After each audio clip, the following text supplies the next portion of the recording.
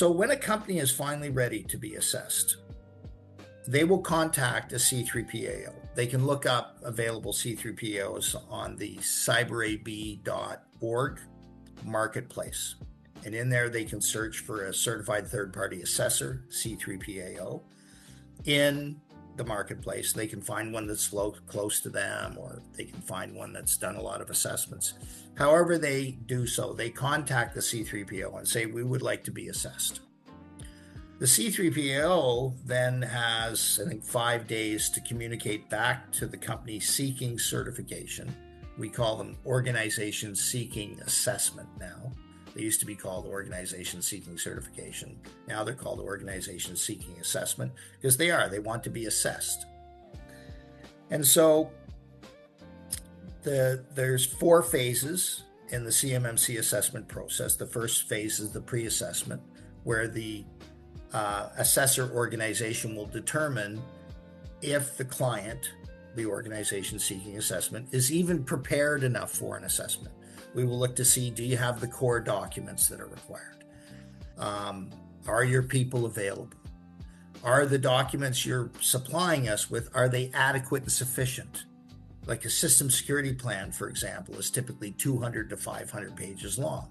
If you give me something that's 5 pages long, it might be adequate, but it's definitely not sufficient. There's just not enough information there, even though it might be partially the right information.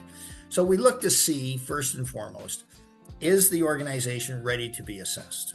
We don't look at everything. We just look at a sample of stuff to get an idea of, well, are you ready? And then we work on the logistics, what locations, what people on your side, what people on our side, who's going to participate in the assessment.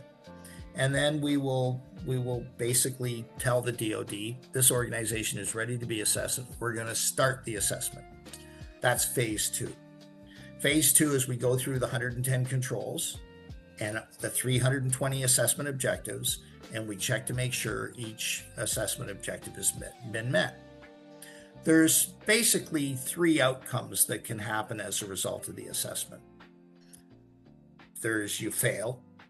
In other words, you have some security control practices which you have not met, and they are the types of controls that are serious. That if the control has not been met, there's serious potential that the system could be breached and the sensitive information could be exploited. So there are certain controls out of the 110. If you don't meet them, it's an automatic fail. Then, if you've met 80% of the 110, which is 88 controls, and some of the controls you did not meet are allowed to go on what's called a POAM, the Plan of Action and Milestone, the C3PO and the organization seeking assessment will create a POAM document that says, we need to address these security control practices. And then they will get an interim certificate to operate. Okay, so they can still continue, or they can start working on a contract, but they have 6 months to clean up the items that were deemed not met. Okay. Or if they meet all 110 controls, they've demonstrated that the documents we examined, the people we interviewed, the tests we did, demonstrate that they are walking the talk, that they have institutionalized the concept. Then they get 110 controls met, they get their certificate, and they start to work on a contract. So there are 3 outcomes. You fail the assessment, you get an interim certificate to operate, and you have 6 months to clean up the stuff that you didn't meet, or you've got 110 of the controls fully met and you get your full certificate. So if you fail the assessment, you have to start it over again from scratch. We don't look at the controls you met. You could hire a different C3PO. Maybe you didn't like the C3PO that did the assessment initially for whatever reason. You could hire a different C3PO. But you start the process over again. Even if you hire the same C3PAO, you start the process over again. And we schedule that assessment to happen whenever we can. And this is one of the big challenges right now. There's not a lot of C3POs, but there's between 80 and 120,000 companies that have to be assessed. There's less than I think there's, I could be wrong on this, but there's about 100 C3PAOs right now.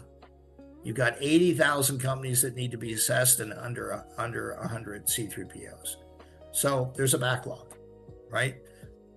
So the sooner you prepare yourself and do your own pre-assessment, close your own gaps, and be absolutely sure you're ready to be assessed, and you book your assessment, the sooner you do that process, the sooner you get into the assessment queue, the sooner you're going to be assessed. And if you've done your homework, you've done what the assessor is going to do, and you set yourself up for success, you have a much greater chance of passing the assessment. So once you pass, it's like being on the GSA, right? Just getting your company or your software on the GSA does not mean you're going to win a contract or start generating revenue. It's simply a license to do business. Well, getting your CMMC Level 2 certification is a license to do business with the U.S. government, because the U.S. government will have been told by an independent assessor, this organization has met the requirements. Therefore, we believe you can trust them with the sensitive information. If you don't get the certification, you don't get the contracts.